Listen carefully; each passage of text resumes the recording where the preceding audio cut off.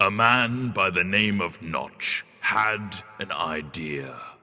A cave game, a sandbox seemingly endless, an adventure that had everyone saying, just one more block. This man, that game, those blocks have brought all of you here to celebrate what has become Minecraft.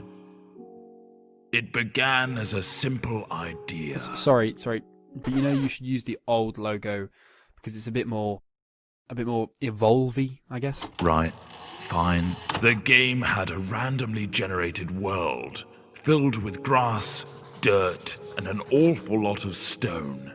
You could destroy blocks and place blocks. The spark was there, but it needed more. Yeah, like squids. Stop it. Shortly after, more things appeared, like trees, water, clouds. Lava. Yes, lava. The world looked a little more natural.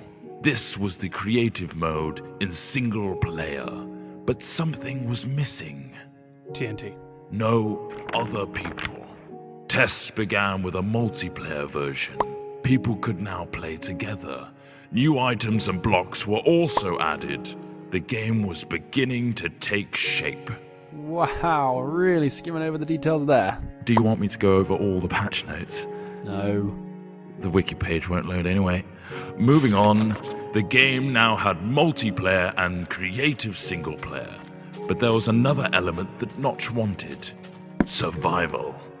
Work began on making the game more challenging. Zombies and skeletons were put in, but they could not attack. Sheep and pigs were added too. Whoa. Notch also fluffed the coding of the pig and it turned into a creeper. At this stage, this version of the game was labeled Classic. Classic. Brilliant. Then from Classic came the in-dev version. What on earth does that mean? No idea, not important. Dynamic lighting was put in, a new sound engine, and more importantly, crafting was introduced. Then came InfDev. Sorry, what? InfDev introduced a big feature to the world, infinite terrain. No longer was the player constrained to a square world, but now it stretched endlessly. Ore was randomly placed in the world to discover, and other tweaks and introductions were made, like 3D clouds, minecarts and tracks, and also dungeons. Then, the first major version of the game was released. Not like released, but just available? Yeah, pretty much. Fridays became Secret Fridays, where random things were added. The first being redstone, which allowed complex circuitry to be created. What, like that thing? No, that's ridiculous. Snow worlds were added, so were boats and cows, along with a whole host of new items. Oh, and slimes. Those bloody hopping things. Then, in Alpha, the survival mode was brought to multiplayer for the first time. This allowed for players to battle monsters and survive the night together. Or just go around gathering creepers and then have them explode on your mate's house? The next big patch came on Halloween of 2010 and introduced the Nether. This threatening place was full of zombie pigmen and the eerie cries of the ghast. Not to mention a considerable amount of lava.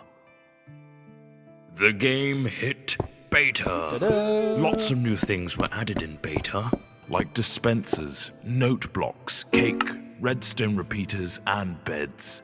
The lighting also got a smooth upgrade. Wolves were now on the prowl, and you could tame one as a pet with a stash of bones. Weather was introduced, including snow, lightning storms, and rain. Oh, look how cute that wolf is shaking off the rain. Aw. We finally found ourselves in 1.6 with the introduction of maps. A new way to navigate the endless blocks of Minecraftia. Things got pushy in 1.7 with pistons, leading to some clever contraptions. 1.8 gave vastly improved combat mechanics, allowing the player to sprint, draw back their bow, and land critical hits on their enemies. A new terrain generator was added, along with quirky NPC villages and mighty strongholds. And now comes the end. A true challenge awaits you in this unforgiving realm. But that is something you'll have to discover for yourself. The next page is yours.